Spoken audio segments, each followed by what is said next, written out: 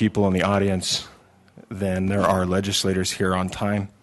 We're going to try to start these on time so that we honor that commitment throughout the. So if you have a bill early on the agenda, try to make sure that you're here right when we start. In light of that comment, we're going to move to item number 2 on the agenda, where the sponsor is still making his way here for item number 1, which is tax credits, House Bill 274, tax credits for employing a homeless person, with sponsored by Representative Brian King. I did see him, so game on. Let's do it. There's an amendment he has that's in here. Okay. Representative, I understand that there's an amendment that you've prepared.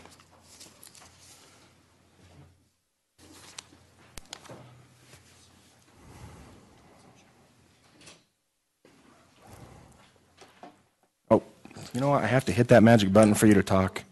I'm so sorry. Here you go. You lit up now? Yeah. Thank Okay. you. Thank you, Mr. Chair. I move amendment number 1 Okay. to HB 274. You should all have that. Staff, has everyone got a copy of that? I can explain it quickly, Mr. Chair. Please. In talking to the folks at the State Tax Commission, they said, you know, it probably is a good idea to make clear that the bill provides tax credits for corporations or claimants only when they hire individuals for compensation. I think that was something that we all anticipated would be self-evidently true, but the State Tax Commission said, let's make it explicitly true, and I think that's a good idea. So that's the only change that Amendment 1 makes. On lines 30 and lines 30 and 105, it adds the words for compensation after the word works. Okay. Does that conclude your presentation on the amendment? It does. Thank you. Are there any questions to the committee? Seeing no lights, we'll hold a vote on that amendment. All those in favor say aye. Aye. Aye. Any opposed say nay. It is unanimous. Okay. Would you like to present the rest of your bill Yes. as amended? Thank you, Mr. Chair. This is a bill that we ran in last year's session. It was passed out by this committee, and it was passed through the House, and didn't make it on the board and get to a vote in the Senate. But it deals basically with providing tax credits for individuals, tax credits to individuals, businesses, and other entities that hire homeless individuals. This is an attempt made to ensure that we assist those who are vulnerable, who have been struggling to make ends meet, have been struggling with recent time frames of homelessness to get back into the workforce, and to provide some incentives for businesses to hire them. The elements of the bill are that it provides a $500 tax credit for each period of 6 months that an individual works at least 20 hours a week or 80 hours a month. It provides for a total amount of tax credits that would be available for businesses or individuals who hire the homeless, as defined under this bill, of up to $2,000 a year.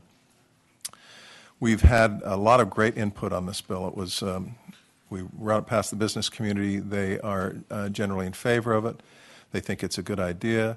The Department of Workforce Services likes the bill a great deal because it gives them another tool, and it gives other nonprofits in the community a tool that they can use to assist the homeless to get back to work.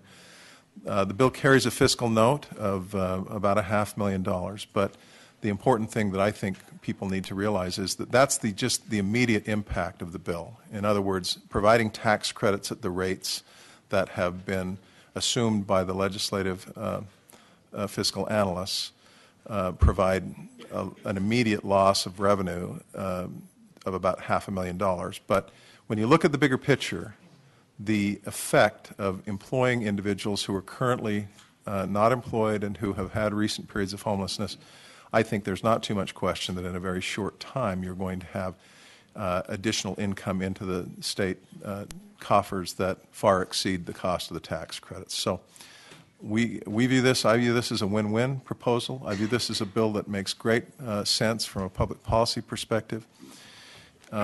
If you look at the definition of who will qualify, you'll see on lines 34 well, it's 30, beginning on line 32 and coming down through line 43 or so.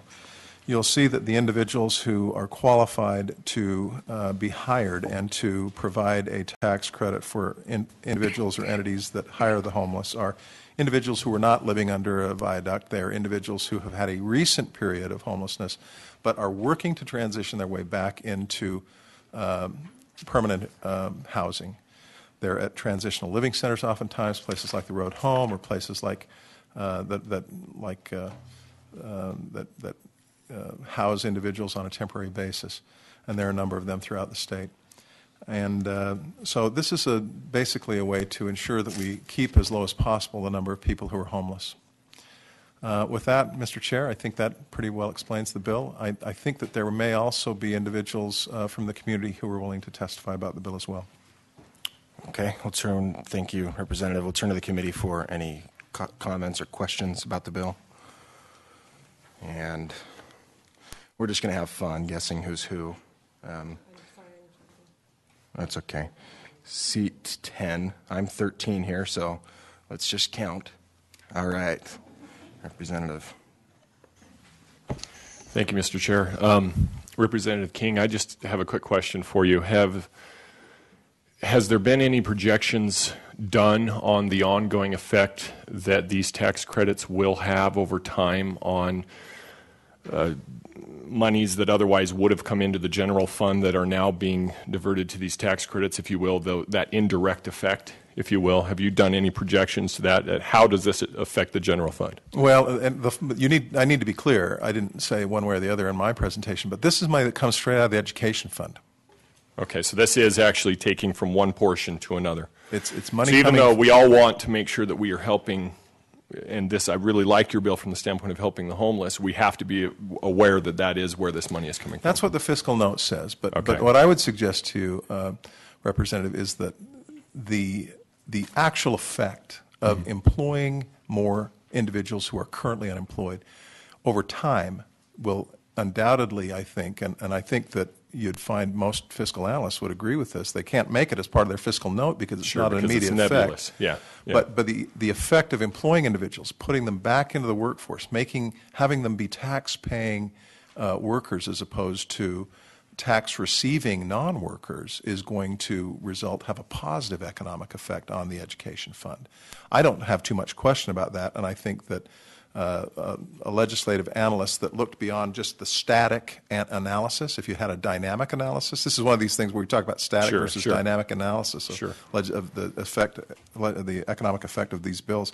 I think a dynamic analysis would return a positive fiscal note. But I'm not arguing that per se because the legislative analysts won't let me. But I think it's true.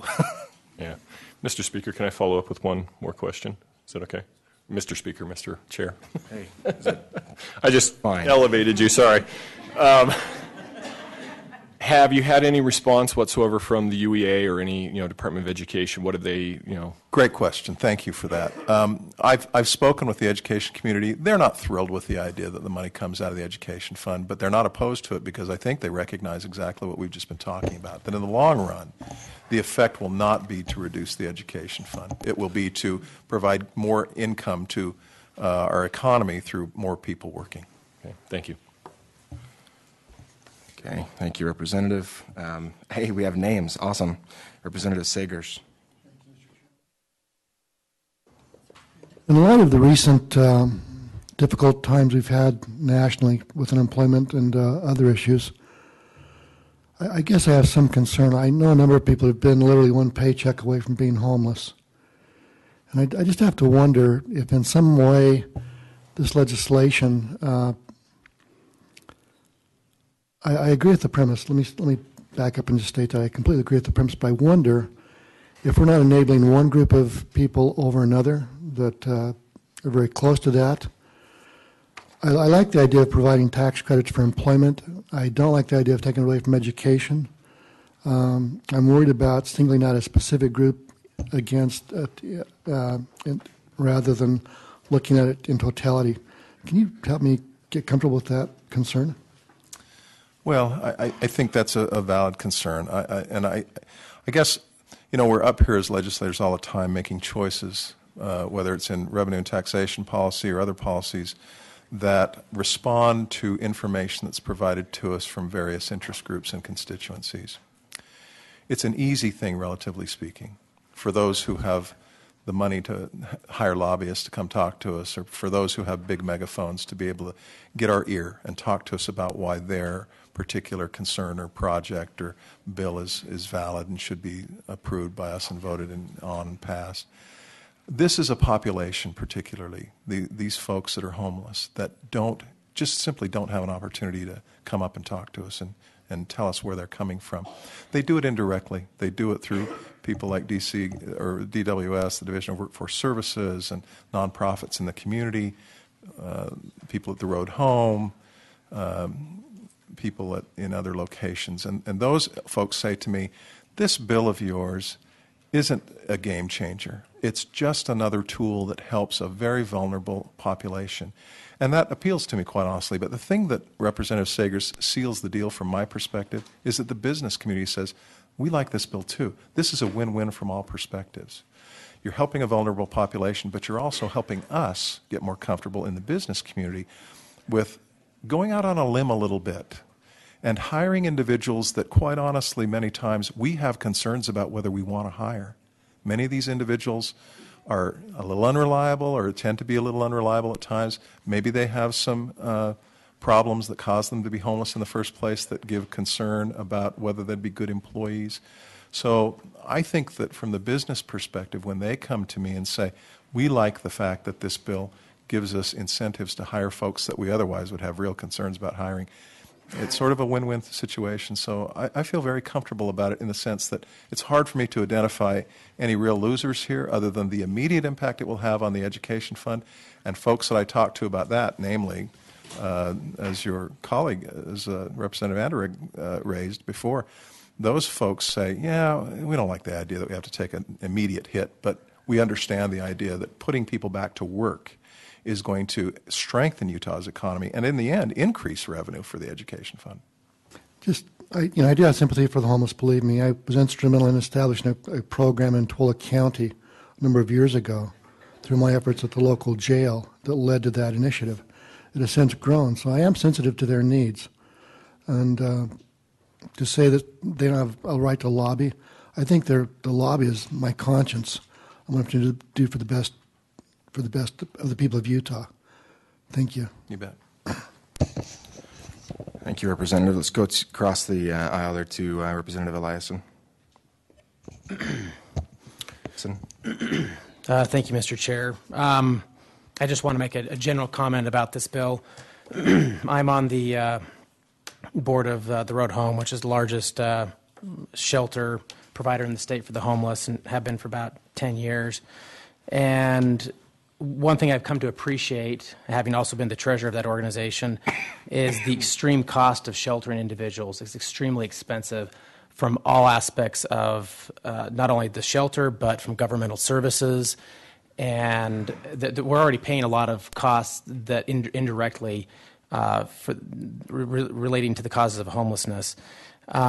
Just last night alone, there's over 1,000 people and hundreds of children in shelter. And a lot of them live in a warehouse with no privacy at all. If anybody's ever interested in a tour, I'm happy to arrange that.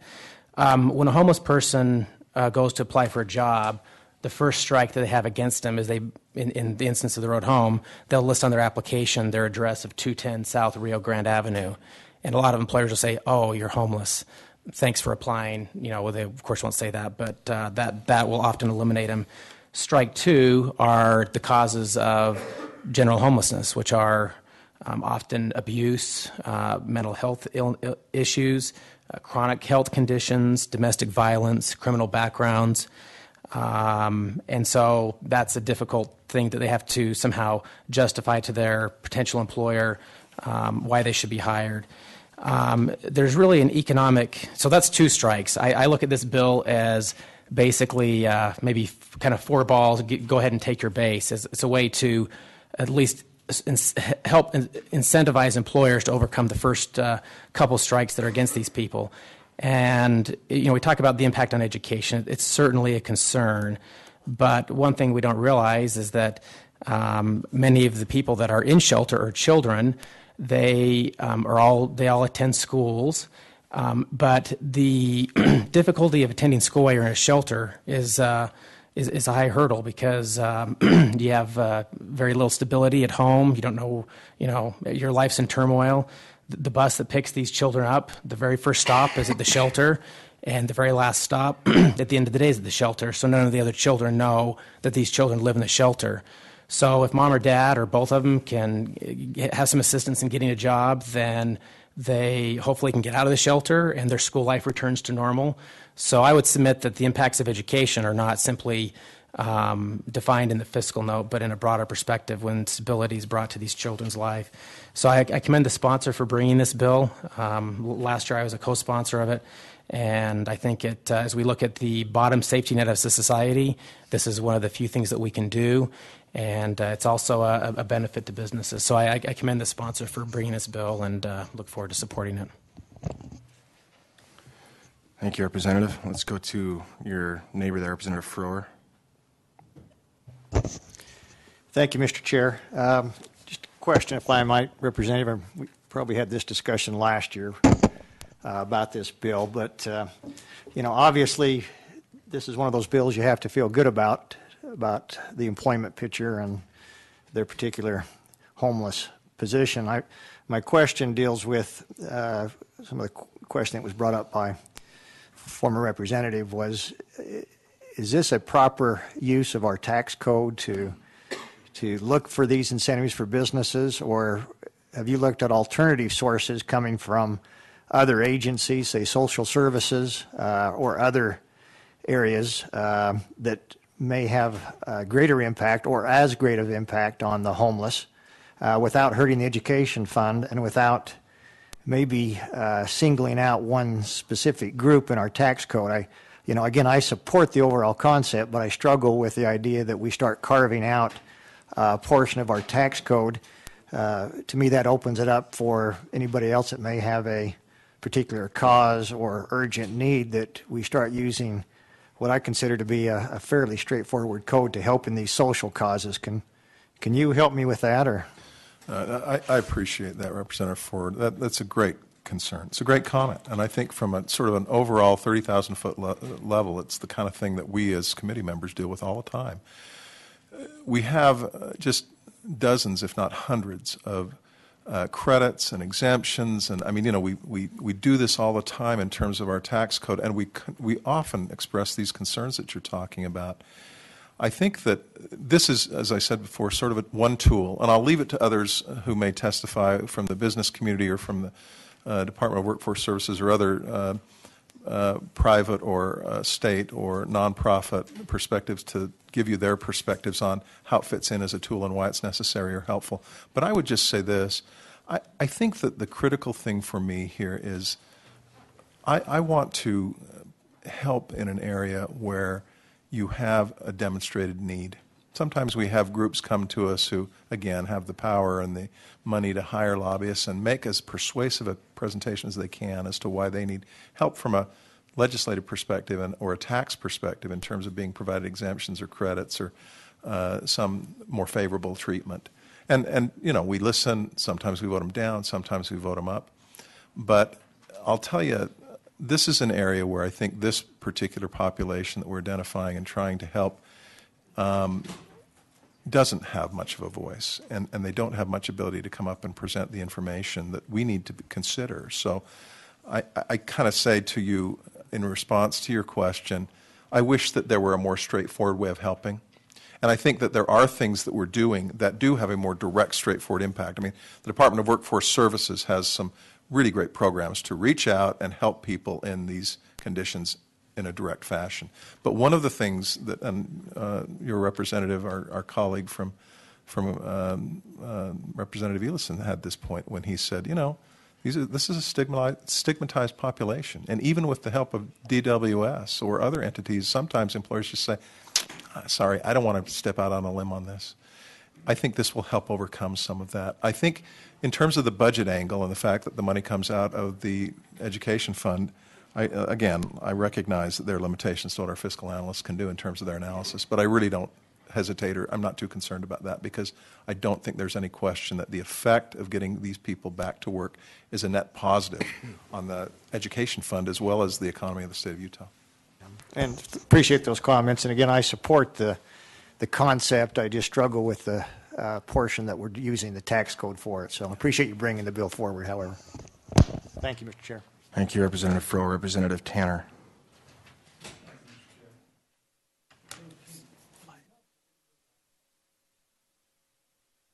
Is homeless.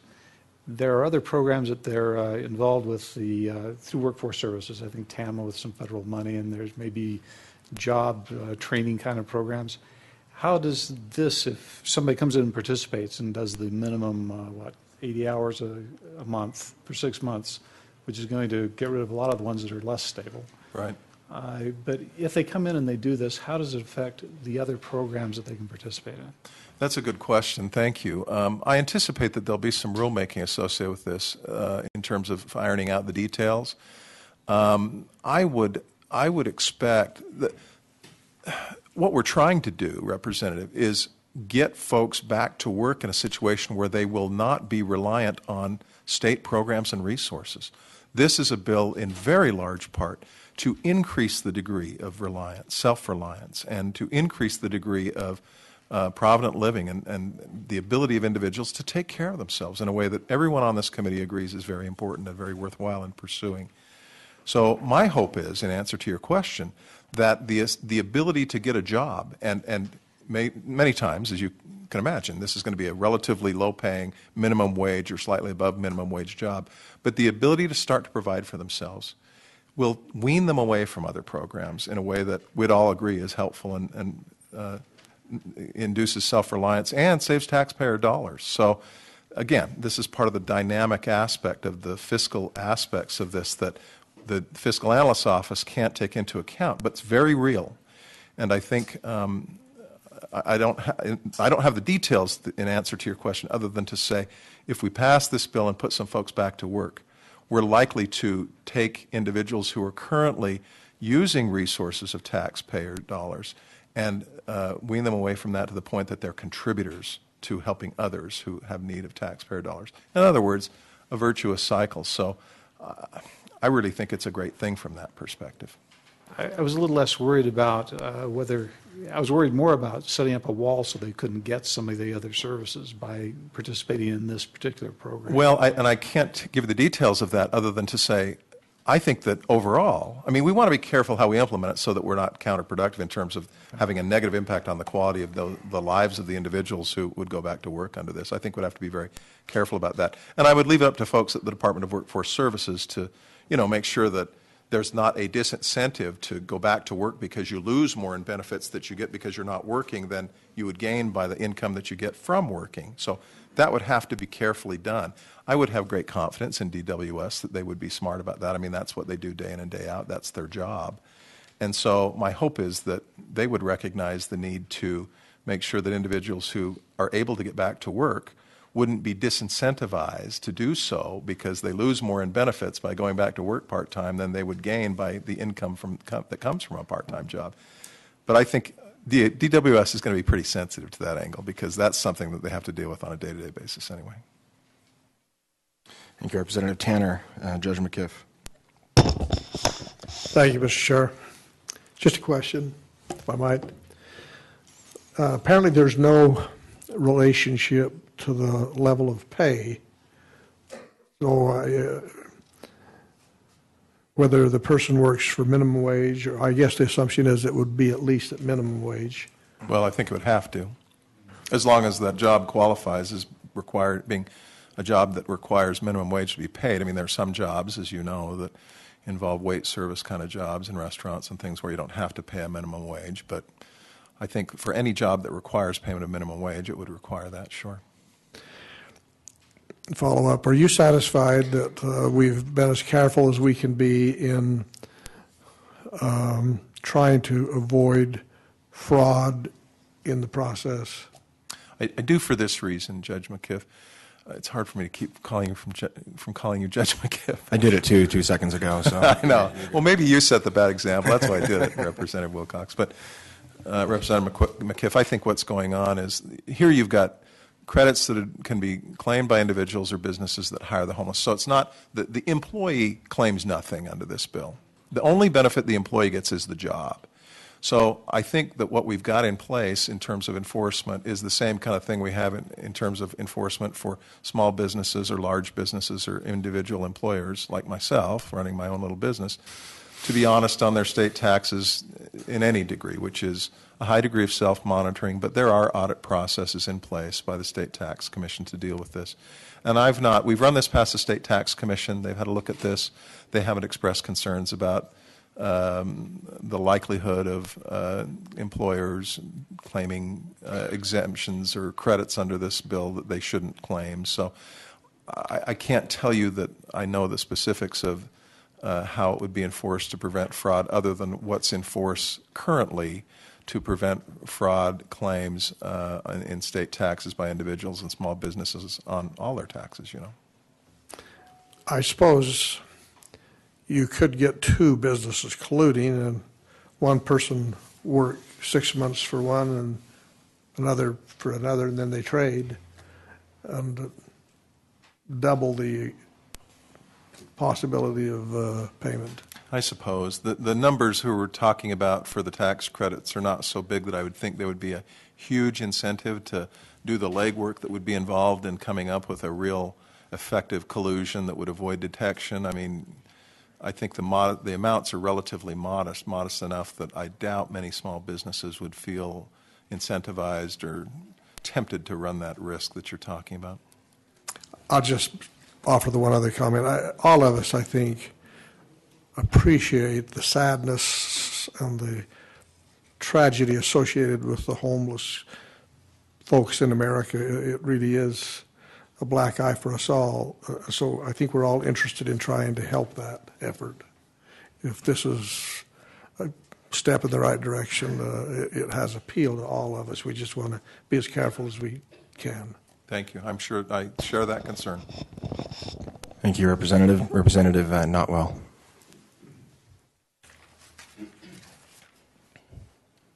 Thank you, Mr. Chairman.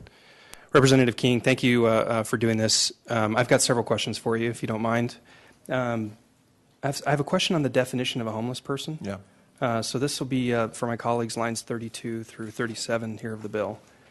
One of the things I notice is that it actually doesn't define a person who doesn't have an address. And I'm just curious if you can speak to that. These addresses all relate to facilities, which I understand. What if someone doesn't want to claim an address? If they don't want to claim an address, then they're not a individual who is eligible to be hired by a business and allow that business to obtain the tax credit. So they're disadvantaging themselves relative to other individuals who are homeless under the definition in the bill in terms of providing themselves as an employable option to an employer. I mean, if they're not willing to do it, then it's much more likely than not that the prospective employer will say, well, I'll choose someone who is homeless, as the bill defines, in a way that will allow me, the employer, to get the tax credit. So I don't doubt that there are folks out there who, either because they don't have residence in a transitional living location such as is defined in the bill, or because they just, you know, they want to be homeless, literally, but they're not going to be able to offer as an inducement to the prospective employer the tax credit. Okay.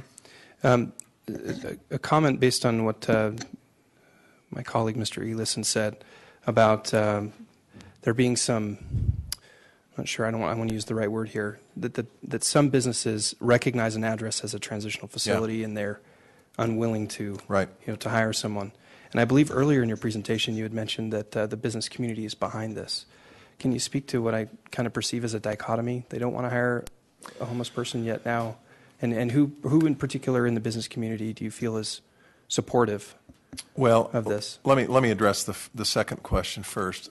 We've spoken with the Chamber of Commerce. They've said, look, we got a lot of things on our plate. We have a lot of bills that we like. we have to choose our battles, and we have to pick what bills we're going to come right out and endorse. And they've not made a choice that this rises high enough on their radar to endorse it explicitly. But they have said, we think this is a good idea and we like it. We're certainly not going to oppose it. I don't know if Candace Daly from the National Federation of Independent Businesses is here today, prepared to testify, but she appeared last year before this committee and testified in favor of the bill. I've talked to folks from the Downtown Alliance. Likewise, I don't know whether they're going to be here today, but they like the bill and may very well testify in favor of it. So I haven't heard any negative comments at all from the business community about the bill. To address your first point, it's true, what Representative Elison said is true, that this is a stigmatized population. And, you know, you have employers who look at the offer or the possibility of hiring someone who's homeless and go, we think we're going to take a pass on this one. So I think that they like the idea of being provided some additional economic incentives to help. I mean, their heart, like all of us, we've been talking about this today, our hearts go out to individuals who are struggling to make ends meet and who have gone through a period of homelessness. And as you know from fact sheets that have been handed out by some of the supporters of the bill, some people are homeless because they want to be homeless, basically. Some people are homeless because they have significant mental illness. But many, many people are homeless. As high, almost half the people that are homeless do so as part of being in a family. And they would like nothing better than to get back to work. So these are the individuals that our hearts go out to. Our hearts go out to all the homeless, obviously, especially those perhaps that are homeless not because of their choice, but because they have other problems. But for individuals who want to get back to work but have this stigma associated with them, I think it's important to offer the business community some help in feeling comfortable, or at least being willing to go out and take the risk of hiring somebody and training them. This is in large part to offset the cost of training a new employee. And when you've got someone who you think is at greater risk for not working out, you say, as an employer, and I know this because I do this as an employer myself, I say, you know, let's hire the individual that's most likely to benefit and return my investment of training and time in training them. And that's not this population, quite honestly. I know that. We all know that. So to offset some of the natural disadvantage that the homeless have, I think that this tax credit is helpful. And I think the business community is saying, thank you for providing us a tool to help us get a little more comfortable under, you know, on a case-by-case circumstance and individual-by-individual evaluation, helping us be a little more comfortable with helping a social problem that we see exists out there. Thank you. I have one last question, Representative. With regard to the fiscal note, Yeah. Can you comment at all? You may not be able to, but I'd love it if you could comment on the numbers that they gave us. Approximately 165 individuals in the first year, and 330 individuals thereafter. Yeah. Do you have any specificity on how that number was calculated? I do. Great. It's 1% of the number of homeless in the state of Utah last year. I asked the fiscal analyst's office, where'd you get that percentage? They said, we made it up. No, I mean, nobody, it's a great question, Representative Notwell. They didn't make it up. I mean, it's 1% of the number. But in terms of how many people will utilize the program if the bill is passed, they don't know. Nobody knows. But they think that that's a fair estimate for purposes of putting together the fiscal note of what the number is. I don't mean to be disrespectful with the LFA. I love the LFA, and they're great. But it's not quite fair for me to say they made it up. They didn't say that. But basically, it's one of these. It's on the record now. So. I'll never get a decent fiscal note again, will I? Thank you, Representative. Thank you very much. Representative Stannard. Thank you, Mr. Chair. And, you know, most of my questions have already been answered, but I have a couple others I've come up with.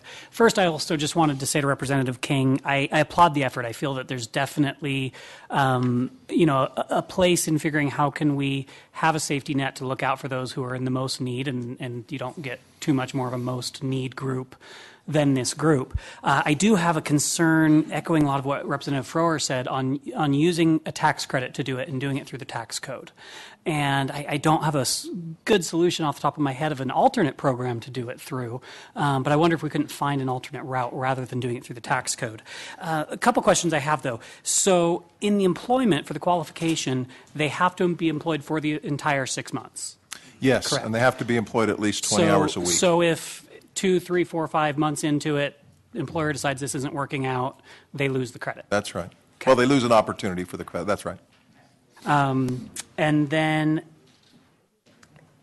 for the program to work, it's implemented through the businesses. I mean, there's nothing that the homeless person can do. Exactly. It's through the businesses. How will the businesses be aware and be able to utilize the program? Great question. I think that this is something that you can imagine, the members of the committee can imagine. This is not a program that is going to be equally attractive to all businesses. I mean, professional corporations are not as likely to want to avail themselves of the tax credit available through this bill as businesses that a temporary agency that's hiring more labor-intensive work, such as janitorial services or those kind of things. So, I think that there has to be a close connection. This would be a tool that primarily the Department of Workforce Services would be aware of and would utilize, and temporary labor agencies, temporary employment agencies, things like that, would be able to utilize and be more likely to benefit from in terms of marketing these things to employers that they deal with on a regular basis that they know would be more interested in the kind of employment that individuals who are homeless would be suitable for, generally speaking. So that's kind of the way I think that would work. Thank you. Thank you, Representative. And I didn't explain this prior to this moment, but typically during this portion I won't allow a second shot at it. So heads up, because I didn't explain that, I'm going to go to Representative Anderegg quickly. Just one quick follow-up. Thank you. I appreciate it. So as part of this application process, a homeless person comes in, fills out, puts their address as wherever they're living, if it's one of the warehouses that were spoken of. What is the verification process that this bill implements for either the employer? I just got cut off. Rottenbogen, go ahead. Either the employer and or the tax commission would use to verify the person actually is homeless. Good question. The bill doesn't address that specifically. That's the kind of detail that I would anticipate would be sorted out and defined more specifically under the rulemaking process from the State Tax Commission and from the Department of Workforce Services. But I don't think you're going to find that you have this kind of this arrangement implemented very often without the involvement of DWS or without the involvement of employers that deal regularly with it. I doubt that you're going to have many homeless people, or for that matter, many employers who, without being involved with the Department of Workforce Services or some other state agency or nonprofit, will be aware of this. For example, there are folks that work regularly with the homeless population that's in transition at Palmer Court, one of our excellent locations where we have transitional living for individuals who have been homeless.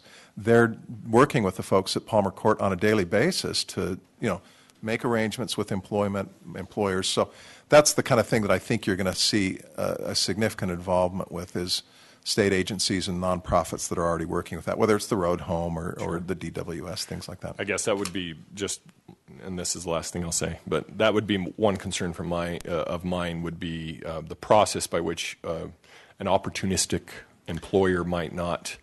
This would be where they would game the system, so to speak. I'm just curious as to whether or not we can nail that down. Yeah, I think that the best way to nail that down is through the rulemaking process that goes through the State Tax Commission and DWS once the bill's implemented. There's a lot of detail on this kind of a thing that you would certainly want to have put in place to make sure that the program functions effectively and that the credits are distributed only to employers who really are eligible for them. And I think that's the kind of detail work that would have to be sorted out after the bill's passed. Hey, thank you, Representative. Final shot, Representative Tanner. Thank you, Mr. Chair. I'll try and be quick. You're right. A structural question about your bill, Representative King. I'm sorry, about what? A structural question about the bill itself, something that's a practical problem that I think I may be seeing in it. If I'm reading it correctly, the person has to remain homeless during the 6 months or the year or whatever. In other words, he can't move out of the shelter for that period of time. Is that really the incentive that you want to set up? No, I think I actually had somebody else ask me about that, Representative Tanner. I think that's a good question. And I don't know the answer off the top of my head. That may also, as with Representative Anderegg's question, be the kind of thing that you have rulemaking address. But I'll tell you what my feeling about this would be, and it ties into what you and I were talking about earlier. I would want, in keeping with the idea that what we're really looking for is an opportunity to move people from a period of homelessness or relative homelessness into full employment and the point where they can rent their own place or purchase their own place to live permanently, that you would want to look at the conditions on the start date at the 6-month increment. And if they qualified for the credit at the beginning of the 6-month period, the fact that they may not qualify for the credit 3 months into it because they cease to be homeless, they rent an apartment on their own or they buy a home on their own, that the employer would not be penalized for successfully transitioning someone out of the program. So my hope would be, and I would expect that even though the bill doesn't address this specifically necessarily, the bill might address it specifically. I haven't looked at the details of the language today about this question when it came into my mind or was brought to my attention. But my hope would be that the employer gets the credit and then at the end of an initial 6-month period or some 6-month period that the credit's qualified for under the bill, you have that reevaluated. So the credit isn't provided to an employer indefinitely. It's provided at 6-month increments, but they're not penalized if somebody goes back to work or if somebody gets permanent housing and falls out of the definition of homelessness during the 6-month period. Does that make sense? Yeah, my concern is that your bill as it's currently written may not permit that. Well, if we need to, I'll look at that. I think that's a good question. As I say, someone brought that to my attention today, and I thought of it for the first time, so I'd be happy to look at that and address that concern if we need to. Representative Tanner. Thank you, Representative and Representative Nielsen. Thank you, Mr. Chair. I just want to point out line 89 of the bill, which notes that, then I have a couple of questions. It talks about establishing that the homeless person resided at the permanent housing, permanent supportive or transitional facility on the date the corporation hired the homeless person. Okay, maybe that I believe addresses that it. answers your question. Yeah, thank you. Now, my question for you, and work with me here, the credit is shown or is designated to be non-refundable.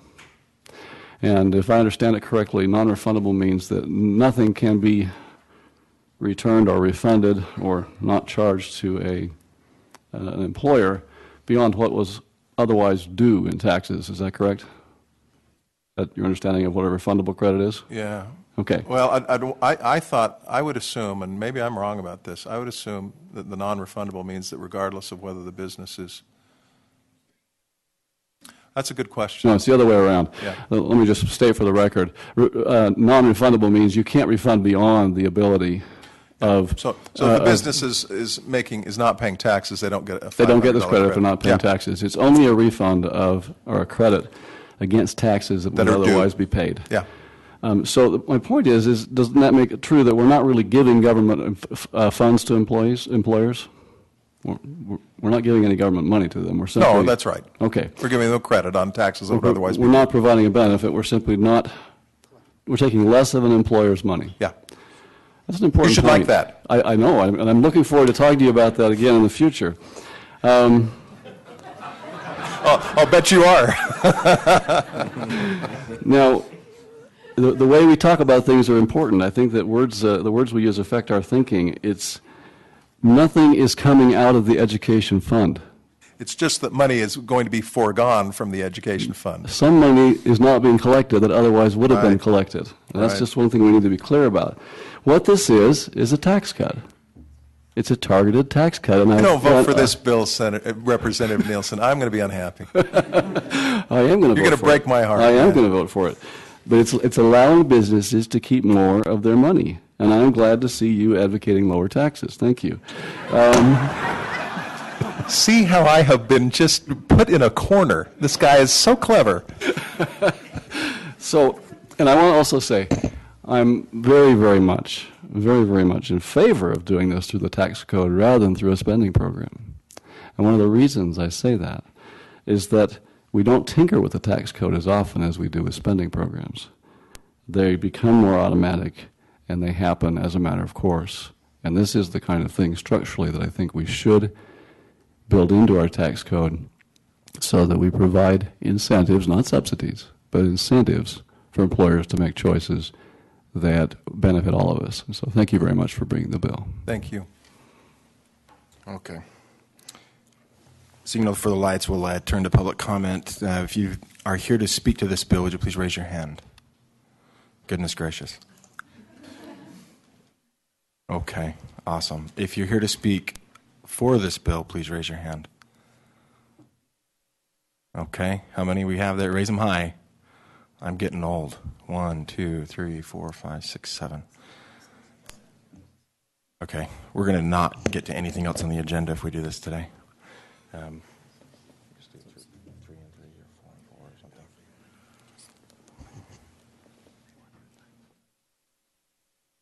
Okay. Council's advising me here that the fairest way to do this is to do a 2-minute time limit on your presentation. So we'll just alternate. If you're here to speak for, we'll have you come up and sit to the left of Representative King. If you're here to speak against, we'll have you sit to the right of Representative King.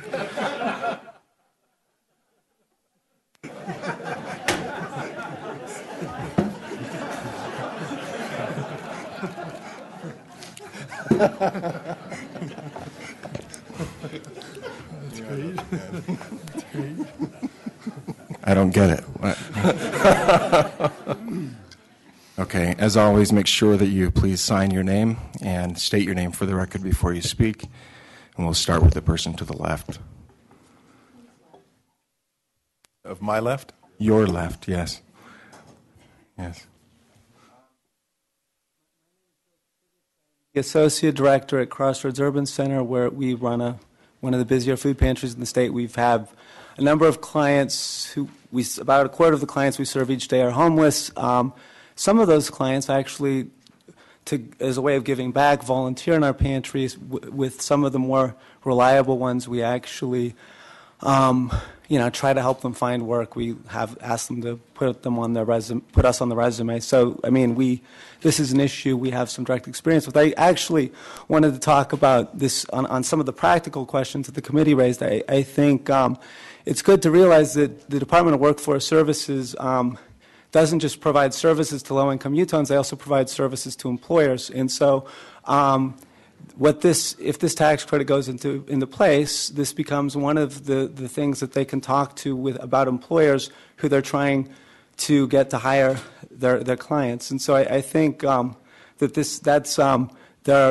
other thing I'd say is that we I know in Salt Lake County, there's been an effort in the last 2 years to work to create employment opportunities for people who are chronically homeless and other homeless people. That's been a growing priority. We've places like Palmer Court and some other places, they've created short-term and temporary job positions. From my perspective, what this tax credit does is it helps people to graduate from these short-term jobs to a more lasting job, because you have people who have been working in these short-term jobs, and so they've shown that they have some ability to work for a few months, and then they, with this tax credit, an employer can say, okay, we'll take a chance on this person. And so I think we think this is a good bill. Okay, thank you very much. Mr. Cannon. Now. Citizen from Davis County. I'm a resident of Farmington. In my favorite world, we would have volunteers taking care of the homeless, and rather than government doing that. It seems not to be the way it works in our world, though. And so there are some other ways to resolve it. To reduce the amount of money we spend on education does not seem to me like a good way to do that. One of the principles this seems to violate to me is that here we have the government again picking winners and losers. We're picking which businesses are going to be able to benefit, which employees are going to be able to win employment. And I don't think it's appropriate for government to be picking the winners and losers in our economy. In particular, I believe that it involves the government in the hiring process. Employers don't need to have the government helping them make their employment decisions. They can make them themselves. And as a matter of fact, I believe most of us who love this free country believe that the free market is the very best way. A robust free market is the very best way to help those who are at a disadvantage. It will lift all of us if our free market can boom. And this will hinder the free market I believe because we've got more government involvement. Now, we shouldn't be surprised if business supports a bill that would let them have less tax to pay. They're still going to hire employees, but if they get to pay less tax, surely no one is surprised that business would support that. But again, it's money that we would have spent for our children to educate them. And so I would hope that we will not do that. Also, it's been said several times that this will produce additional revenue by hiring additional people. I don't really believe these will be additional hires. I just don't believe that. Smart employers are going to pick the jobs that they've been filling anyway, or that they would fill, and they'll put someone there who's homeless so they can get the tax break. It's not going to produce a net increase in employment. And so I hope we don't get fooled by that. Thank you. Thank you, Mr. Cannon. To your left. There you go. Thank you, Mr. Chair. My name is Jeremy Christensen. I'm the CEO of Valley Services, a local nonprofit in Salt Lake County that provides employment to people with mental illness and oftentimes a history of chronic homelessness. We employ 300 people at any given time, and 80% of those have a history of mental illness, which oftentimes includes chronic homelessness. This bill drew my attention quite a bit, obviously not from a tax perspective as a nonprofit. We wouldn't benefit from that. But I work regularly for the past 15 years helping employ people who have a history of homelessness. And there's quite a few benefits to doing this in a lot of different latent ways, one of which is a reduction in mental health care costs. One study that was done on over 100 individuals who were receiving mental health care showed that those who were employed had over $300,000 or $3,000 less per year in mental health services that were provided. Oftentimes people who are on Medicaid or general assistance, employment proved to reduce the cost that they had in mental health services. I want to talk a little bit about also other benefits that occur almost immediately when you employ somebody who is mentally ill or homeless. You see a reduction in food stamp services, in subsidized housing, in general assistance, in SSI. On the reverse side of that, you see a positive benefit. For many years, I worked as a therapist providing therapy to people who have histories of homelessness and mental illness. Working with some individuals, I saw that when they received a job, their symptoms and their life problems reduced significantly faster than just receiving therapy. That inspired me to move my full-time work into just helping people get jobs. So, thank you. Thank you. Thank you, Mr. Chair, members of the committee. My name is Dan Duell. I'm here representing myself as a private citizen. First of all, I'd like to commend the good representative sitting to my left for his work on this and his courage. And I think, as has been mentioned already before, we all take our hats off and have a great deal of sympathy for those who find themselves homeless and in a terrible situation. I have a personal friend of mine that's been a friend of mine for a very long time who ended up in the road home, in fact, and a couple of other shelters in and out for a couple of years. With that, I rise in opposition to this bill.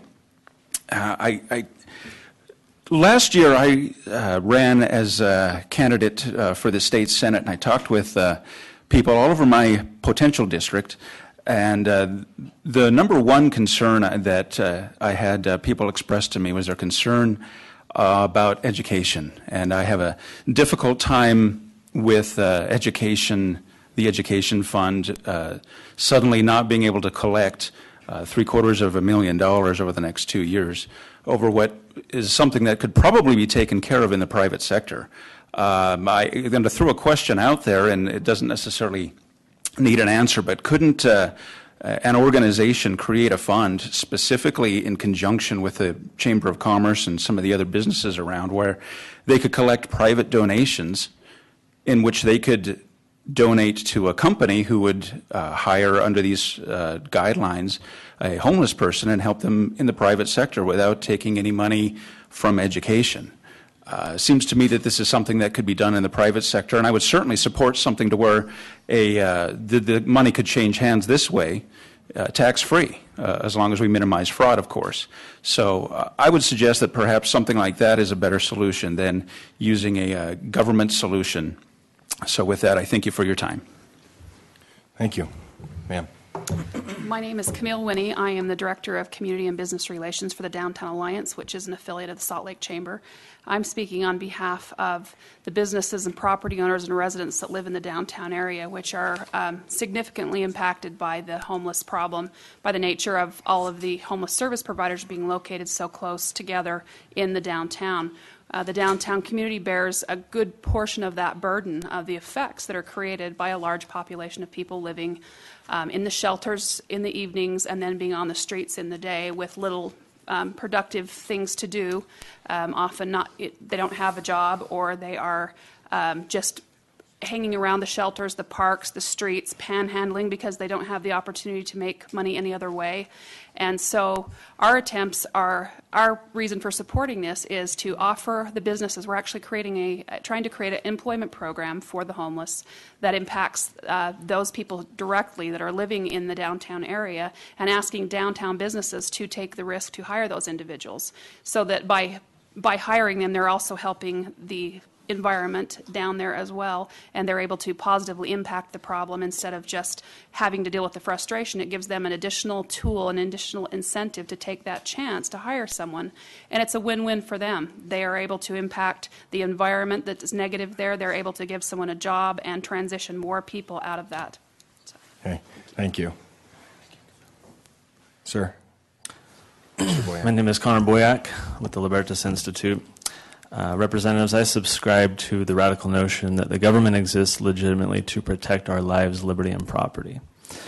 It has become, over the decades, even centuries, common in Utah to have scope creep to that limited definition, the limited government definition that many of us subscribe to. Like all of you, in fact, I think it's been unanimous. I applaud Representative King for his efforts. The goal itself of this bill, I think, is quite laudable and something which we should all support. The individual who spoke before me, Mr. Duell, suggested a private course of action, something that could be done by charities or churches or nonprofits. I myself would donate to such an endeavor. I do not believe, as Representative Froer and I believe one or two others suggested, that the tax code is the proper method to pursue such a goal. I agree with Representative Nielsen. It would not be spending, and for that I am indeed grateful. But simply having what might be termed social engineering through the tax code, I think, is inappropriate use of what taxes should be for, collected very broadly and evenly to fund necessary government operations.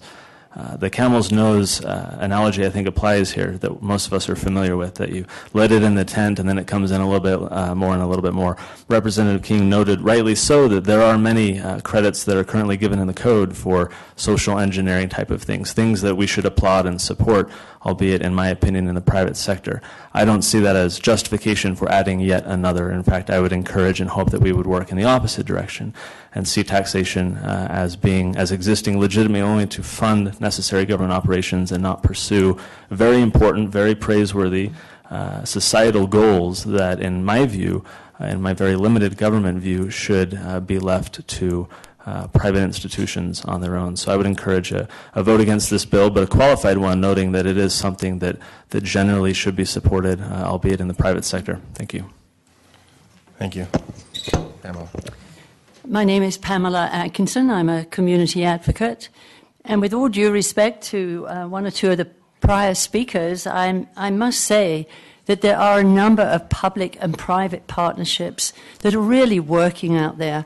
We have an incredible amount of data to show quantifiable outcomes of these partnerships. We have the private foundations, individuals giving, as well as federal, as well as state money.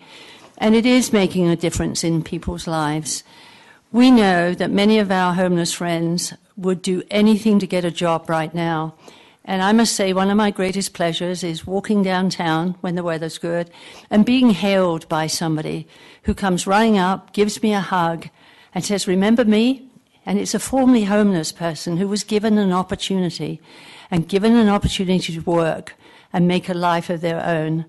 I really believe that there has to be an incentive, and this bill gives that incentive to many businesses. And what we find when people are given the opportunity, they make the most of it, and the employer then sees the potential in these new employees and is willing to then give them even further training and to go ahead. So I honestly do feel very sure that this money, like other money that has come from the state in conjunction with private money, will really make a difference in our homeless people's lives. It will turn their lives around. They're already getting support from the permanent supportive housing and in the case management that's being given to them. And this extra piece of help and assistance is going to change them. The first thing is when they get a job, their self-esteem goes up. And the second thing is they feel, I'm worth it. And they put a lot of energy into making this opportunity work. So I think this bill should pass. Thank you. Representative Holdaway. Thank you. Go ahead. Corey, sorry. I'm Corey Holdaway. I represent the Utah Education Association, and it's not often I sit on this side of Representative King, and I'm not sure I'm really on the side of opposing this necessarily, but I do need to bring up just a couple of concerns. Obviously, you've talked a little bit about where the money is coming from, and I mean it's the death of 1,000 cuts in education in terms of tax credits, and we all know where we're at in terms of funding education, and that's a challenge. So I mean I won't go on about that. What I would suggest to the committee that you seriously consider a sunset date for this bill, so that you can evaluate this bill in terms of the dynamic effects that this bill may have. We've heard a lot about how it may decrease costs in other areas of government, and certainly I think there's some legitimacy to that argument. By putting in a sunset date on this bill, I think what you would do is then be able to evaluate if in fact that has happened. And if it hasn't, then what you need to do is you need to no longer provide the credit. So that's my 2 bits. Thank you. Thank you. Jean Hill with the Catholic Diocese of Salt Lake City, and we do support the bill as well, as much as we hate to see the money lost to the education fund. But our Catholic Community Services serves over 250,000 meals a year at the St. Vincent de Paul Soup Kitchen.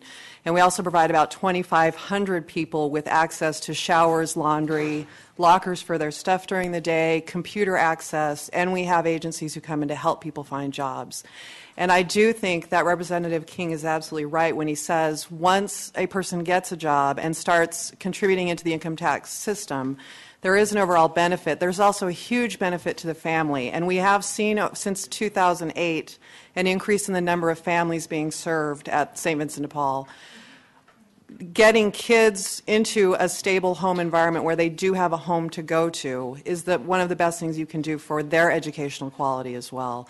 So the broader, bigger picture of this bill is a positive impact not only on the person who gets the job, but on their families, on the schools that their kids are attending, and on the state as a whole. And the message you send as a state by enacting a tax credit such as this is far more positive in terms of what our priorities are as a state than our standard tax exemptions for all kinds of things like airline food and other services that we provide those exemptions and credits for. So we urge you to support this bill as well.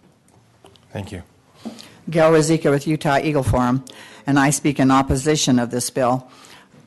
First of all, I think this idea of creating an unfair advantage of saying if you hire a homeless person, you're going to get a tax credit. But if you hire somebody who also needs a job, there will not be a tax credit. In fact, if you continue that kind of an unfair advantage in a period of time, the people you didn't hire could end up being homeless because of. In fact, I was thinking about how does this work with my married children that move into with me because they've lost their job. They're not homeless. Well, they're living in my home, but they wouldn't fall into that category. But they need a job just as much as the person who is homeless. And so I think, what are we creating here, and why are we even looking at it? It's not the proper role of government. It's not appropriate to give incentives to hire one person over another. You hire based on ability. You hire the needs. Yeah, people need jobs. And where they live doesn't determine how badly they need the job. So I'd ask you please to vote against this, and let's not create that unfair advantage. Let's find other ways through the private sector to help the people. We'd like to see these people not be homeless. Of course we don't want the people to be homeless, but we want everybody to fairly be able to gain employment. Thank you. Thank you. Hi, I'm Linda Hilton, Director of the Coalition of Religious Communities, and I'd like to just address a few points that have been made here. First of all, about giving people an advantage, this does not give them advantage. It more or less gives them equal footing when they're applying for a job. If somebody will take a second look at a resume with 210 South Rio Grande or whatever the address is, that puts these people on more equal footing. And I would like to point out that these people do have to qualify for the job. If you have a job opening, you're not going to just hire anybody off the street. You're going to hire somebody who has the skills to go and perform the duties that you need to do. There was a question about how to verify if people are homeless. There are some people currently who are homeless and have to have that verification in order to receive services. So the place where I work the rest of the year, we do have letters that certify that people are homeless and in order to receive certain services. And I'm sure that we could take that homeless letter verification process that's already out there and use that to further verify that these people who are applying for the jobs are also qualifying under the tax credit. And then as far as good use for tax money, I really think that it is, because we have so many exemptions in property taxes and other things for businesses. This is a very small amount. I mean, $500 is not a large amount in comparison to what they get with in other exemptions. And then effect on the homeless programs. Of course, these people are going to be taken off of different programs. And I would like to point out, though, that TANF, welfare, as we see it, has a lifetime limit of 3 years in Utah. So whether you have a job or not, when you reach the time limit, you lose a significant number of benefits, and that's it. Thank you. And this will be our final. Go ahead. Hi, my name is Royce Van Tassel. I'm the junior woodchuck with the Utah Taxpayers Association. I should note that this might be the only time I've ever seen when there's been literally as much room to the right of Representative King as there has been to the left. I joke, Representative King and I, the Taxpayers Association, don't agree on many things, but I respect Representative King greatly. Count him as a good friend. We may not always agree, but he has good ideas, and I really do appreciate the thought process that he brings to this committee specifically and to the legislature generally. The Taxpayers Association has a well-known position on this bill. As was talked about, it came before this committee last year. We opposed it then. We have several reasons for opposing it. First of all, as you know, one of the key principles of sound tax policy is to keep your tax base, that which you apply the tax to, as broad as possible so that you can keep the rate as low as possible. And inevitably, when you start creating credits and deductions, you are working in just the opposite direction. You're narrowing the base, which will, over time, inevitably necessitate or create pressure to raise the rate. Second, this really is an earmark. It's been referenced throughout the discussion that this might more appropriately be handled through the appropriations process, perhaps through Health and Human Services. There's been a lot of talk about the work that the Department of Workforce Services could do. There is no reason that they can't do precisely this kind of a program through the appropriations process. What this does is say we're going to earmark some money that can only be used for this specific purpose. earmarks exist to set aside something away from the overall budget appropriations process, and therefore just don't work very well. We would urge your opposition. Thank you. I said a minute ago that'll be the last one, but since we have one more there, I'll let you go. No, go ahead. I thought you meant one more on each side, so I'm sorry. I probably need to do apologize. that. Is there anybody else that still wants to speak against? We've heard a pretty wide range. Okay.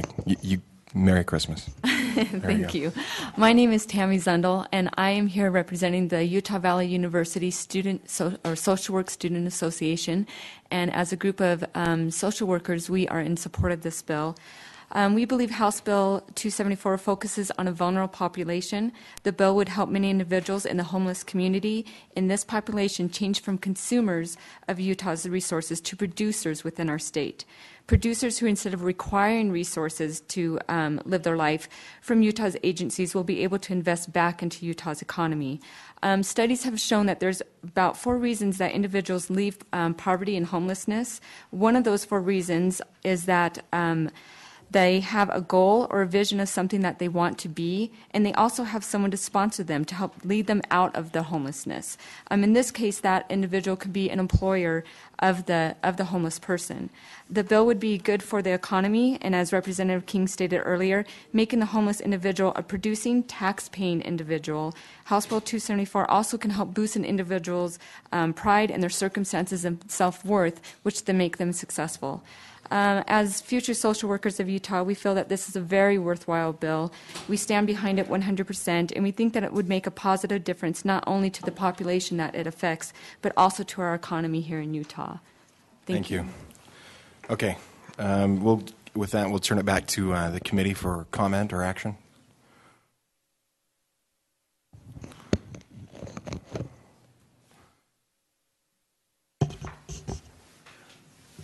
Seat 2.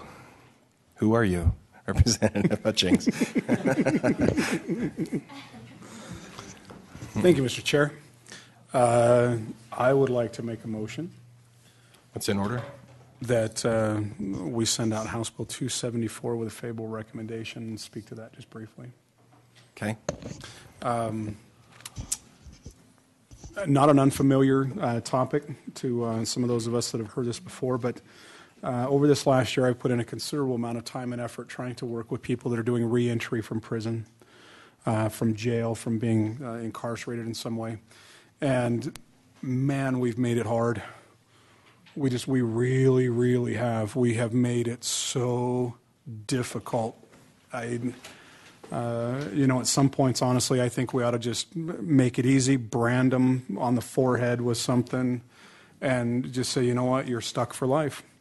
And paths to reentry are few and far between, and they are costly.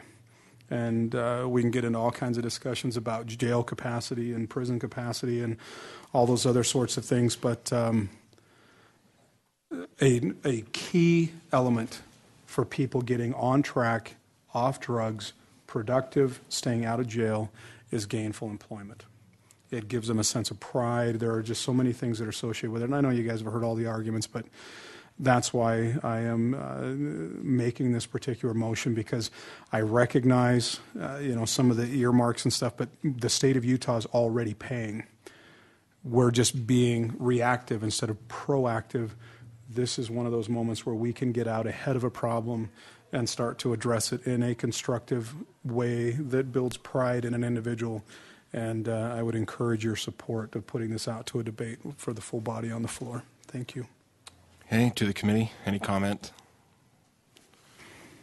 Representative Briscoe.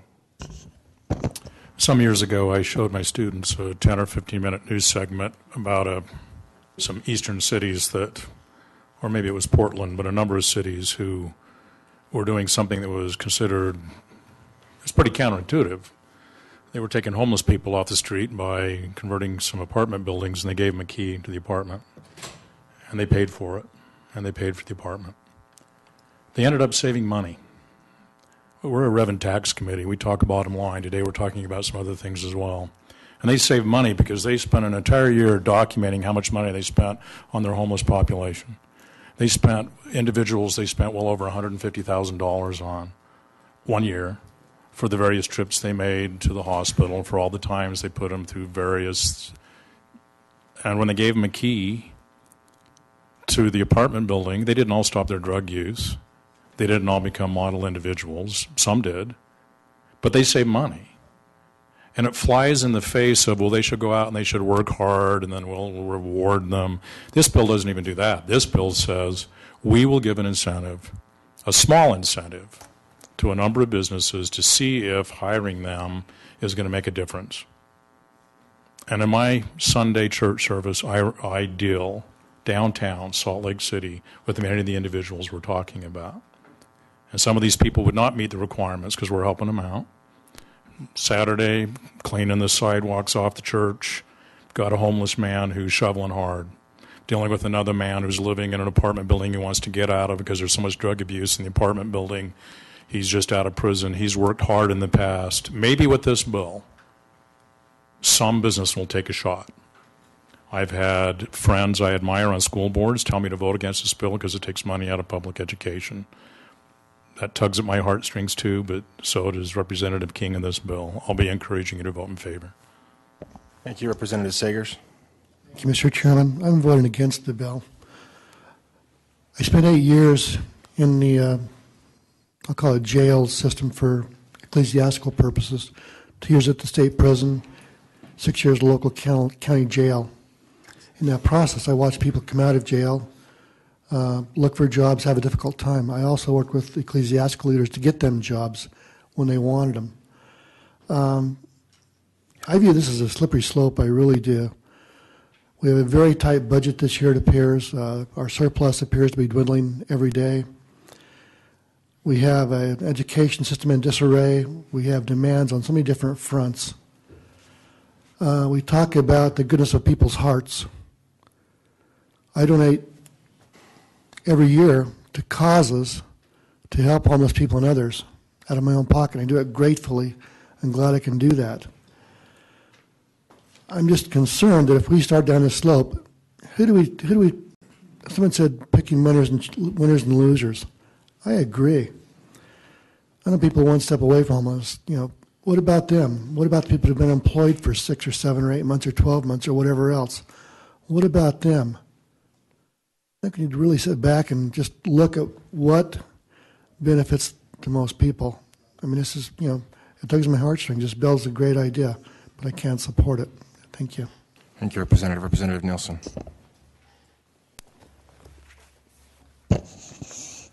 Thank you, Mr. Chair.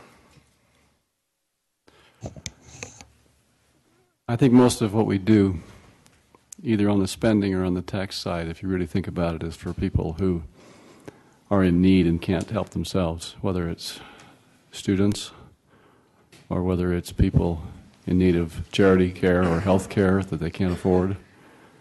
And to say that this is picking winners and losers seems, it's surreal to me when our Health and Human Services Committee goes through measure after measure, bill after bill, to provide for people in need and to consider their needs through spending.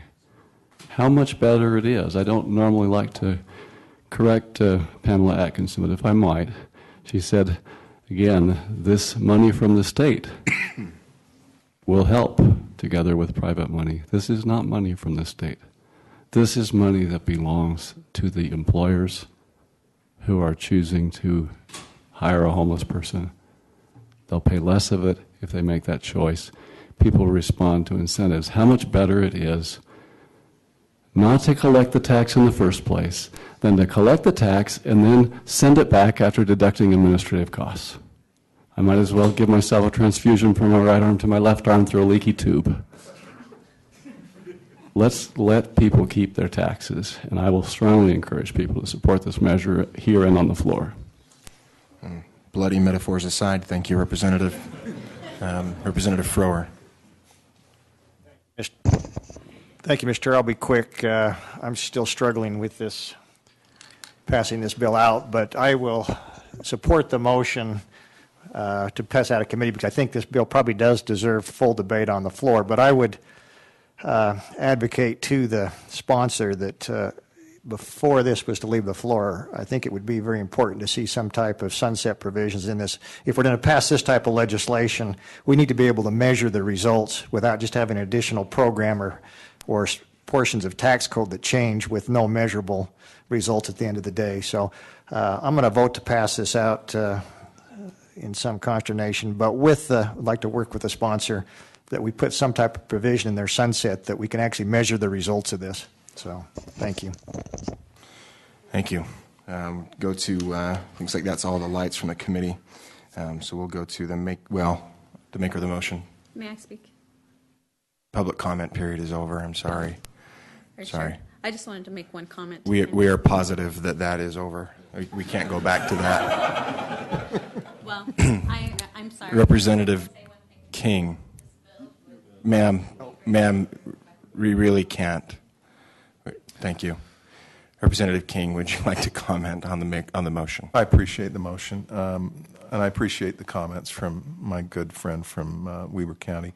I'm happy to talk with him and with others who are concerned about putting a sunset provision. And I think that's actually a good idea to have a reasonable time frame for the program to be put in place and then evaluate the results. I appreciate Corey Holdaway's comments to the same effect, so I'd be happy to work with you on that. Okay, thank you. The maker of the motion, Representative Hutchings. Waive summation. Is waived summation. Ma'am, you've not been recognized. I'm going to have to ask you to leave. That's out of order. Okay. We have rules we have to follow. Thank you. Hey, with that, we have a motion on the floor. We'll go ahead and place that for a vote with the committee. All those in favor say aye. Aye. All those opposed say nay. Nay. Will the nays please raise your hand? Representative Sagers, Representative Notwell, Anderegg, Standard, and Wilcox. Thank you. I'll announce that it passes favorably. We'll be seen on the House floor. Okay, next item on the agenda, which is actually item number 1 on the agenda.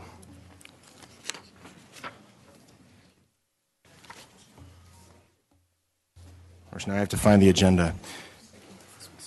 Okay, severance tax amendments, House Bill 63. Representative Nielsen. And due to the late nature, let's remember that and keep it going quickly.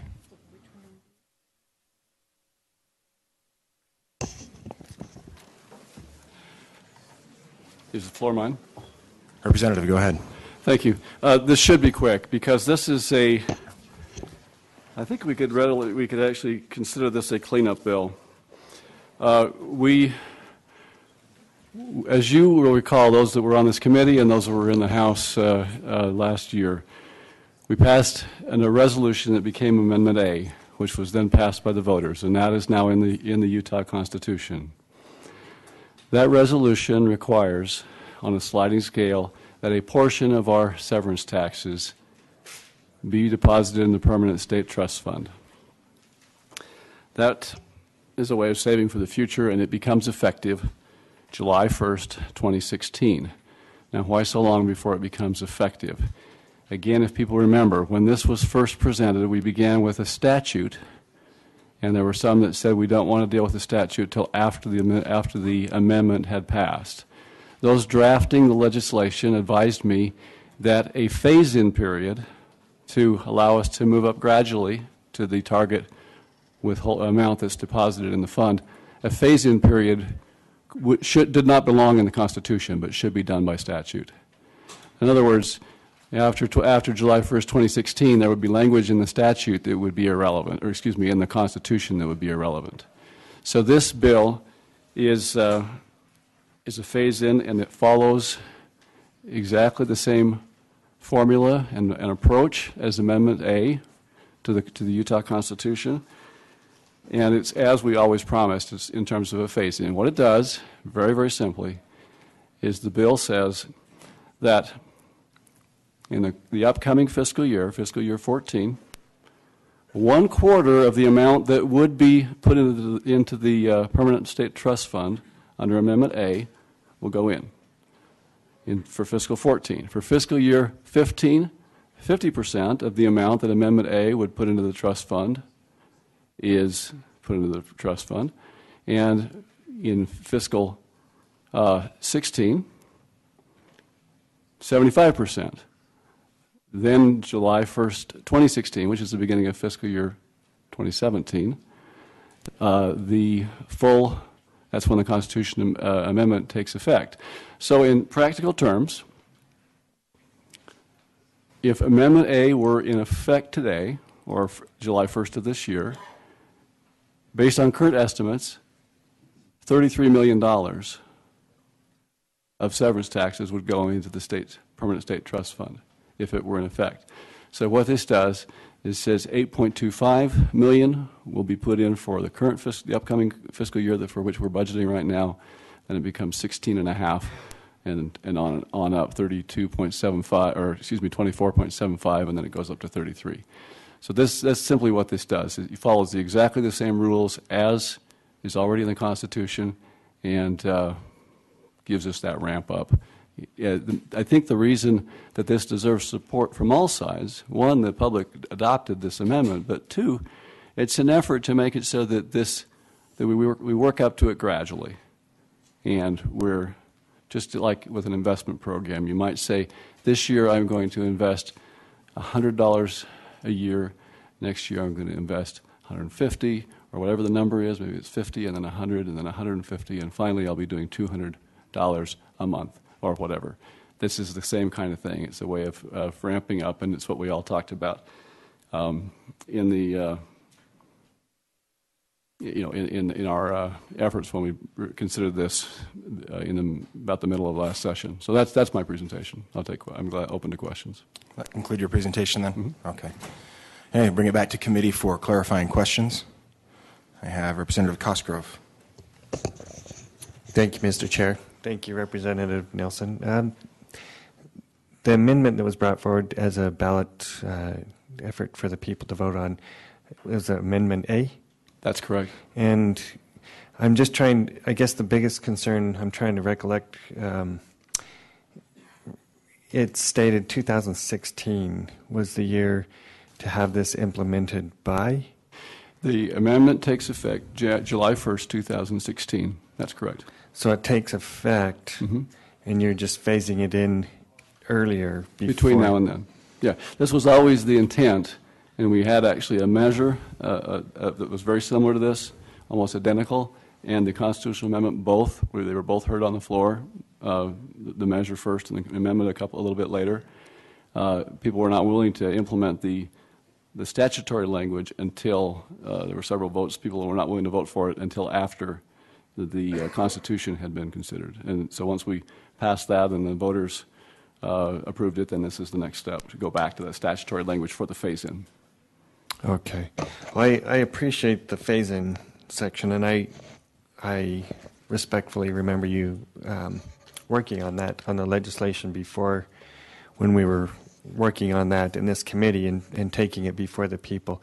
I guess my only comment is I'm a little bit hesitant because if the people are thinking it's going to be implemented by 2016, we may be implementing it earlier than what the perceived perception was by the language of the Amendment A.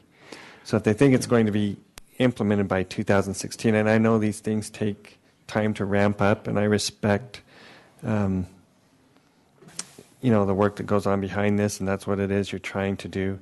But it's always a little worrisome because then we go back and change the statute within the language of the legislation that the people voted on, or the proposition that the people voted on. Let me note in response to that in the voter information pamphlet, the argument in favor, which I drafted, I referred to a phase-in. I actually got a question from at least one member of the public saying, I don't see that in the language of the text, and I had to explain to them that was to come. This is one of those things where I was in trouble either way. No one wanted to pass the statute. People didn't want to pass the statute until after we'd passed the constitutional amendment. But now the constitutional amendment, you can say, well, you don't want to tinker with what they did. But we did indicate that in the voter information pamphlet, and I was actually specifically, and I also wrote about it in opinion columns in three or four of the major newspapers. Just as follow-up, do you think the perception might have been that it would have been a phase-in beginning in 2016 after it was to take effect or take place? I don't know. I wrote about it as a phase-in up to 2016, but I suppose anyone could understand, could come to some conclusion, whatever. Okay. Thank you. Thank you, Mr. Chair. Thank you, Representative. Representative Briscoe. Thank you, Mr. Chair. Welcome to the committee. Representative, I want to make sure I understand a couple of lines. I'm looking at lines 74 and 75, which read, to the extent appropriated by the legislature, the Division of Finance shall credit to the Permanent State Trust Fund the aggregate annual revenue. So one of the ways I could read lines 74 and 75 is to the extent that they pass this bill. Another way I could read those two lines is we pass this bill and then there has to be another separate appropriation made in 2013 and 14 for 14, 15, for 15, 16. Is that a fair question? Yeah, that's a fair question. And let me direct you to line 66 that's being struck, or line, that's the one I see, line 70, similar, where it says, beginning with fiscal year 2011 to 2012, if authorized by law, the Division of Finance shall credit. What this is authorizing language. It's not appropriate. This is an appropriation bill. And so it will require that this is reflected in our appropriation bills as well. It simply says this is the target, just as our old formula used to. So for you to move this up by 3 years, this bill has to be passed. That's correct. And then there's not another bill that has to be passed, but an appropriation act. It has to be included in the bill of bills at the end of the session. And if I'm understanding you correctly, that would mean a reduction of funds in the general fund by $33 million. No, the first year would be $8.25 million. Okay. Yes, but that is correct. Thank you. Thank you, Representative Ellison. Thank you, Mr. Chair. Just looking at the fiscal note, so it says it may decrease revenue to the general fund by $8.2 million in fiscal year 2013. Just to clarify, that's the year we're currently in, right? I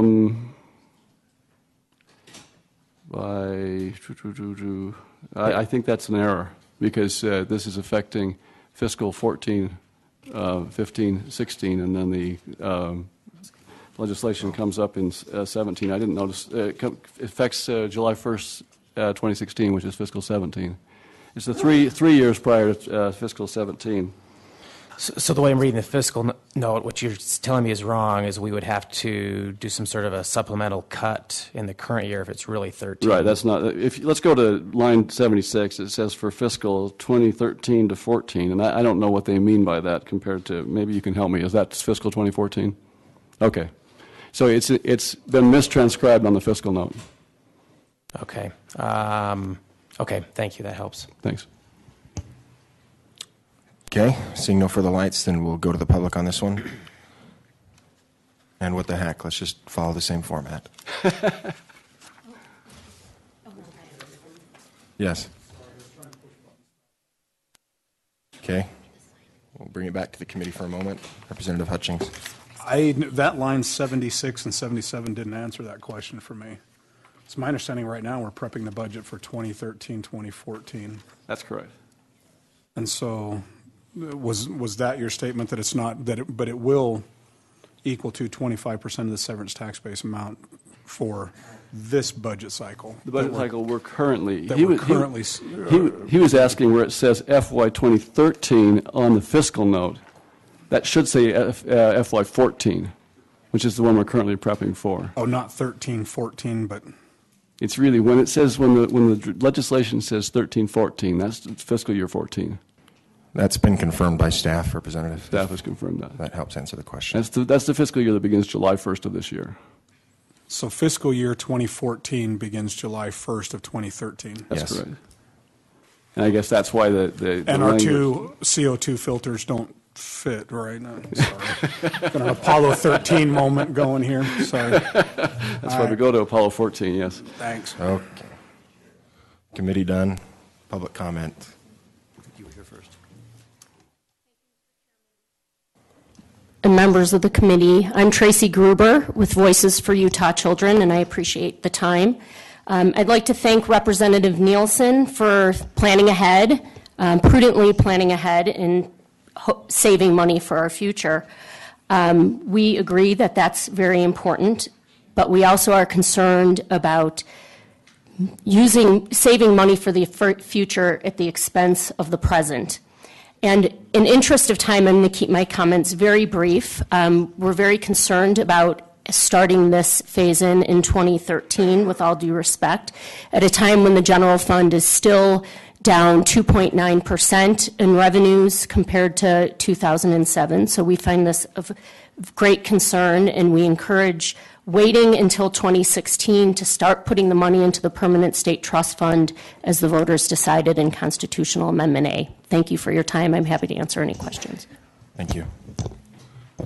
Thank you. Corey Holdaway, again, representing the Utah Education Association. And first of all, I'd like to congratulate Representative Nelson on the passage of the constitutional amendment, although we disagreed with that amendment as an association last year, mainly because of the costs or the money that is potential money that could come out of the current budget.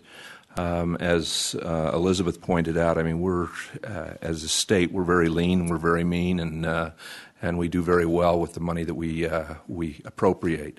At the same time, I do acknowledge the forward thinking that the citizens had in terms of using this as a vehicle to be able to set money aside as it relates to the severance taxes.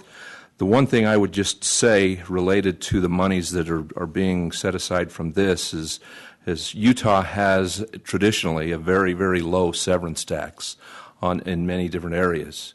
And if we're going to start pulling money out of the current severance tax, then we ought to reevaluate how much the tax is that's being taxed right now, and reevaluate whether or not that's an appropriate amount currently. So with that comment, I'll leave that discussion hopefully for another day. Thank you. Representative Briscoe, did you have a question for this witness? Thank you, Mr. Chair. I do have a question for Tracy. Just wanted to make sure you're trying to be brief. Thank you. You said the general fund is down you're talking about fiscal year 13 compared to fiscal year 2007? Yes. Based on some quick calculations that we had done, we have noted that the revenues going into the general fund are still down 2.9% compared to 2007. You're not comparing. Sometimes when I get charts as a legislator, it says general fund / education fund. So you're separating the general fund from the education fund. That's correct. Just the sales tax dollars and every other tax instrument that generates revenue to the general fund. Correct. And includes the severance tax as well. Okay. Thank you. Thank you. Steve Erickson, Crossroads Urban Center. We like the intent of saving money and applaud Representative Nielsen for that intent, but would also prefer that we bite that bullet when the time comes in 2016 as the amendment, as the constitutional amendment prescribes. Would agree with former Representative Corey Holdaway that it's time to take a look at increasing the severance tax and expanding the sales tax or the severance tax base, which has not been done, although that's been suggested, to include some of the minerals that we extract and don't charge a severance tax. Want to express some concern as an advocate for people of lesser means that we're continuing to see an erosion of the general fund, and this will do that earlier than would otherwise be the case. You're struggling with some fiscal uncertainties from the federal government. Why sequester money needlessly at this time when we can wait until 2016 to do so? Lastly, we're still recovering from the recession, the Great Recession of 2007 and 8, and would think that it's a good time to keep our powder dry and bite the severance tax bullet when the time is appropriate. Thank you. Thank you. Anyone else? Okay, with that, we'll turn it back to the committee for action.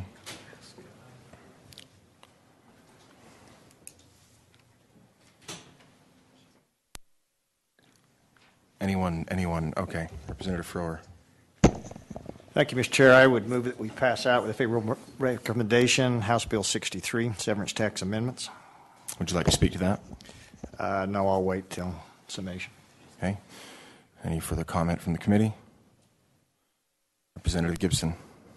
Thank you, Mr. Chair. I just wanted to kind of voice my support for this and just make an astute observation that previous bill we heard tons of talk about taking money from education.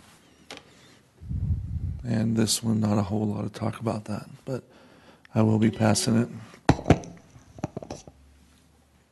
Thank you, Representative Anderegg. Thank you. I will be supporting the bill, and the main reason I am going to be supporting the bill is because I think that as a legislature, we have to be thinking 2 steps ahead, 3 steps ahead. We've already, yes, we may be depleting a little bit of the general fund. I get it. But the demands upon that fund are always going to take every last dime. And we've already depleted our rainy day fund exceedingly. And although I'm not a conspiracy theorist, I do believe that we are on a fast track to financial troubles. And I think that it is prudent and wise for us to take these steps now. So therefore, I will be supporting this bill. Thank you, Representative Briscoe. Thank you, Mr. Chair. In response to my esteemed fellow committee members, diminishing the general fund can have a negative impact on the education fund because of the 1996 constitutional amendment. A legislative fiscal analyst I spoke to a year ago when Ben McAdams and I were working on his bill told me that was the case. When all the money coming out of that was going into the educational fund was not appropriated, I asked him where it was going. He said, well, it's unappropriated. I said, well, why don't we appropriate it? He said, well, if we have problems in the general fund, then we move money out. We move it out, out of higher ed, and then we move K-12 money over to higher ed. So all the budgets are now linked because of that 1996 amendment. We've also moved money out of the general fund over the transportation fund. The transportation fund budget, the general fund budget, the 2 halves of the education fund budget are all linked together, and when you take money out of one, you can easily take money out of another, is my concern. Thank you, Representative Briscoe. And go to the sponsor of the bill. Would you like to sum? Thank you, Mr. Chair. A couple of things of interest. We have $277 million in our rainy day fund. It's down from a much higher number, double that.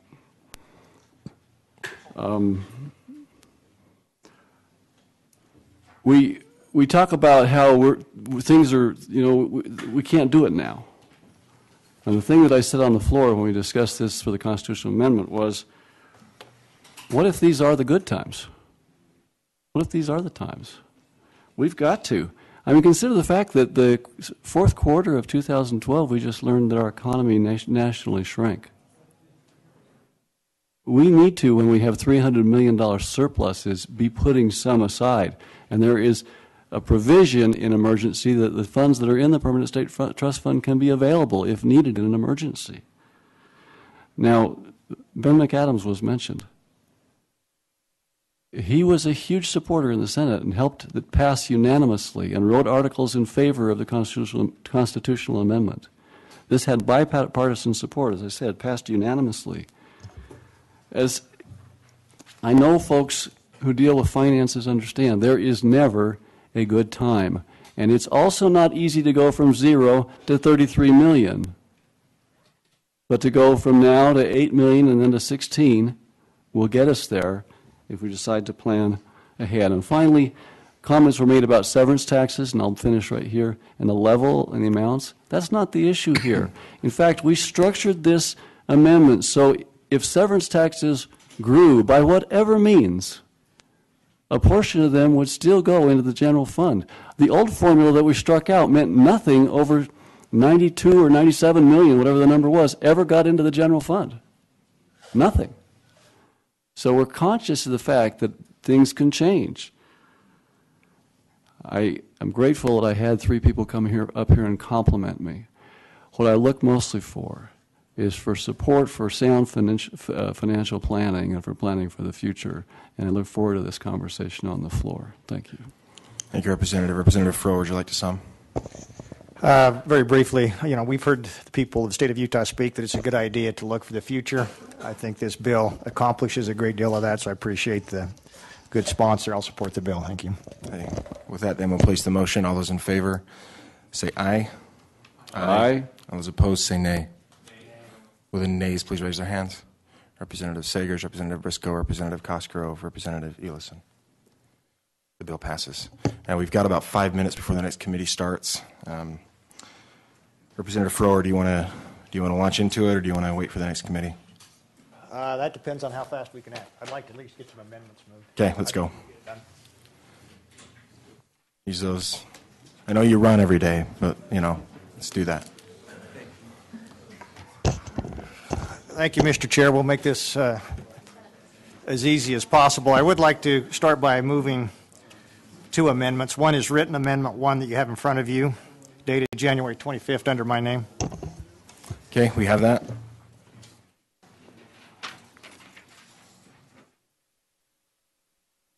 Go ahead, present.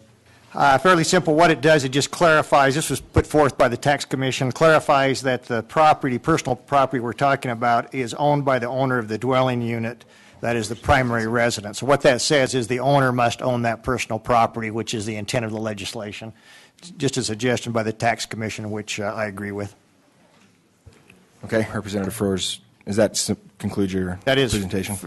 And I turn to the committee. Is there any questions, clarifying questions for Representative Froh on the amendment?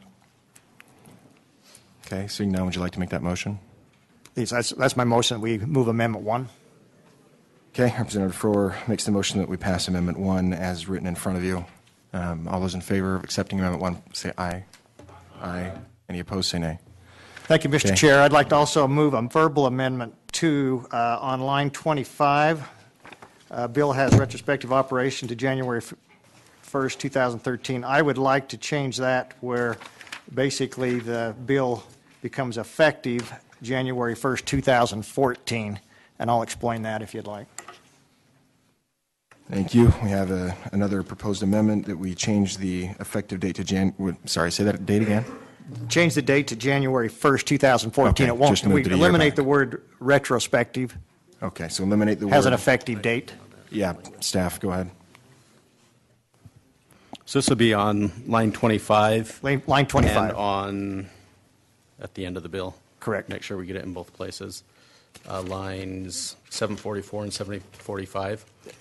Yeah. So to say this bill takes effect on January 1st, 2014. 2014, right. And then similar down on line 744 and 745, change that to effective date rather than retrospective operation. Correct. Effective and date. This bill takes effect on January 1, 2014. That's exactly right. Okay, do we have any questions from the committee about that amendment? If not, we'll go ahead and place that. All those in favor of amending line 25 to say January 1st, 2014, and striking the word retrospective, as well as the word retrospective on 745 and the entire line of 744, and changing the date to 2014 on 745, say aye. Aye. Any opposed, say nay. Thank you. It is amended. That was hard enough. All right, let me just be brief. This is actually a bill that was talked about in sister form through interim sessions, been discussed with various groups. I would call this a consensus bill. We've worked with the assessors, private property groups, apartment associations, et cetera. What this does very simply is that it applies the same residential exemption that now exists for primary residents, which, as you realize, we have a 45% residential exemption for primary residents, which includes the real property and the personal property. What it doesn't include right now is that personal property that's occupied by a tenant, but that is maybe in an apartment complex, and that apartment personal property in that apartment is owned by the owner, not the tenant. If that personal property is owned by the tenant, there is no tax due, no personal property tax due. So what this does, it makes our residential property exemption of the 45% that now exist across the line for primary residents, for tenant-occupied buildings, consistent, and gives the 45% exemption now just like they do receive on real property to personal property. The other part that this does is that we passed out as a committee bill a increase in the personal property tax exemption that came out as a committee bill in interim. That bill is being run under Senate Bill, I believe, 35 by Senator Harper.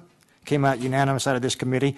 And what that personal property exemption states is unless you have personal property that exceeds $10,000 in value, that you're not required to fill out the forms, fill out the paperwork, and complete your itemization list. It still requires that you submit a affidavit or a survey to the county that says that I do not have in my possession personal property over that amount, but doesn't require the itemization. We view that as very business friendly.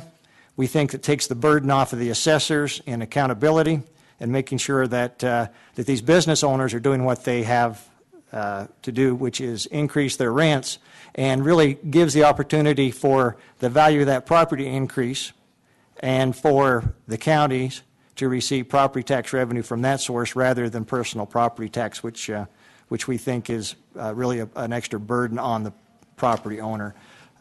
So with that, I'd be open to any questions. I know that's a fairly Evelyn Wood course, but happy to answer any questions. And I know there's probably a couple people who would like to discuss that or here to testify. Turn to the committee. You have any questions from our committee? Or action? Yeah.